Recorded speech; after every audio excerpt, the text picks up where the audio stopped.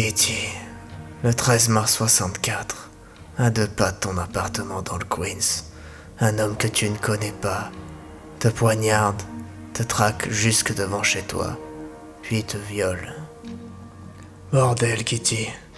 Entre l'effet de surprise et l'acharnement de ton agresseur, ta seule chance était bel et bien d'appeler à l'aide, ce que tu as fait à plusieurs reprises d'ailleurs. Et pourtant, une demi-douzaine de voisins t'auraient vu ou entendu, mais aucun n'est intervenu ou n'a appelé la police avant qu'il ne soit trop tard pour te sauver. Qu'est-ce qui les a empêchés de te venir en aide? Et surtout, comment faire pour que cela n'arrive plus jamais? Je sais pas pour vous, mais cette affaire me plaît déjà.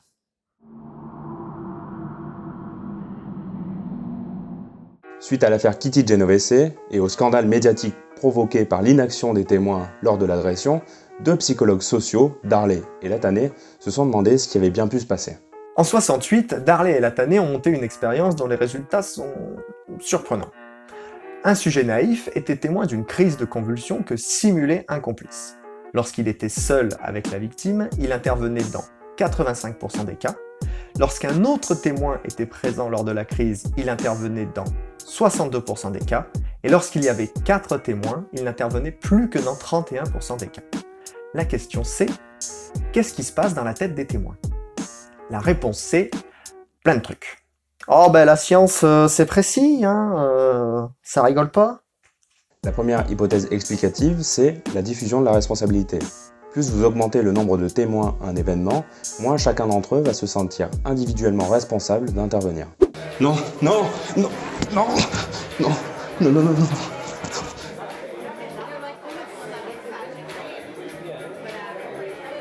La deuxième explication retenue par les chercheurs est liée à l'influence sociale, notamment au conformisme. On vous avait déjà parlé de ça dans notre première vidéo, celle sur H.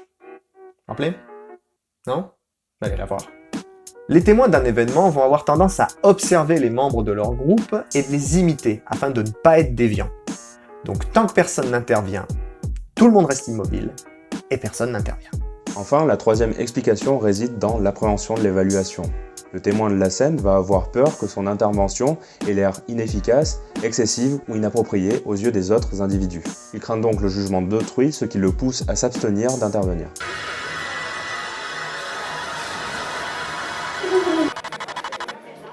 Peut-être qu'ils se connaissent. Puis je vais avoir l'air de quoi, moi, si j'interviens alors qu'il n'y a pas danger? Donc maintenant qu'on a vu la facilité avec laquelle l'être humain laisse ses congénères dans la mouise, la question c'est comment est-ce qu'on pourrait réduire cet effet pour que les gens cèdent plus les uns les autres? Et avant de vouloir jouer les héros, gamin, souviens-toi que malgré toute ta bonne volonté, ce qui joue pour beaucoup, c'est le contexte.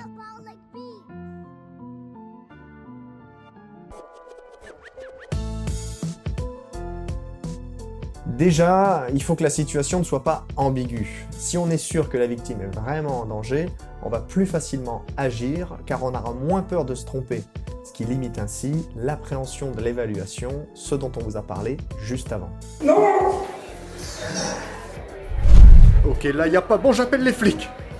Ensuite, ça paraît con à dire, mais si on a le temps d'intervenir ou pas, ben ça joue énormément. Et oui, plus on est pressé, moins on va avoir tendance à venir en aide aux inconnus, quelles que soient nos valeurs morales.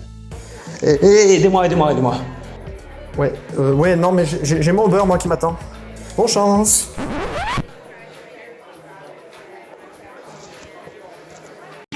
Enfin, il y a un effet d'appartenance groupale. Plus la personne fait partie de votre groupe social et donc vous ressemble, plus vous allez avoir tendance à l'aider. Par exemple, les riches vont avoir tendance à aider ceux qui leur semblent riches et les pauvres ceux qui leur semblent pauvres. Bon, le contexte c'est bien gentil. Mais s'il se prête pas à ce qu'on aide un individu, comment est-ce qu'on fait? On le laisse simplement accepter son sort avec philosophie? Bon, moi ça m'arrange pas des masses en fait. Ah ouais? Rassure-toi, gamin, tu peux forcer le destin. Et on va te donner quelques tuyaux pour ça.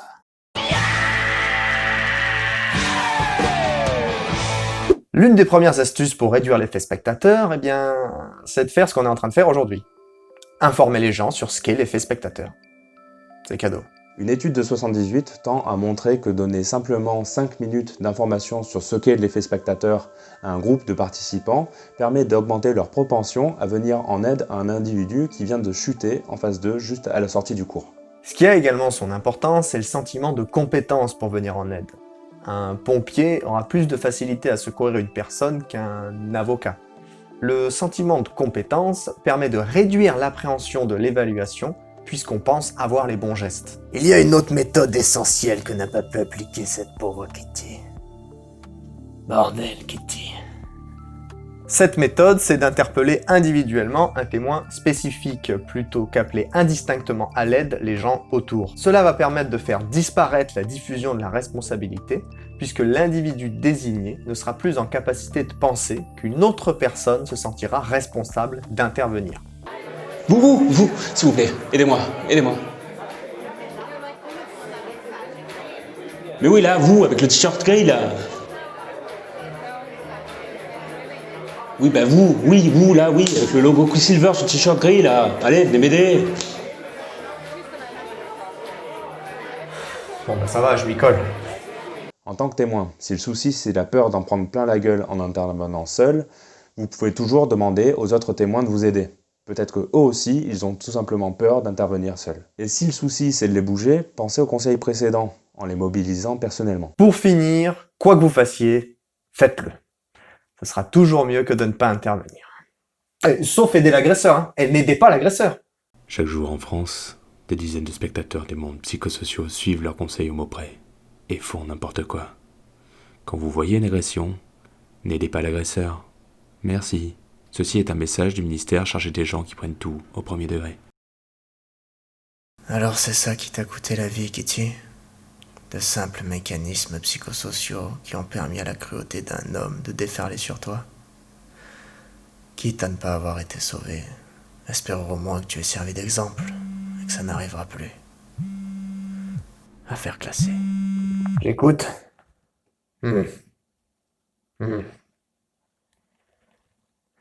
J'arrive.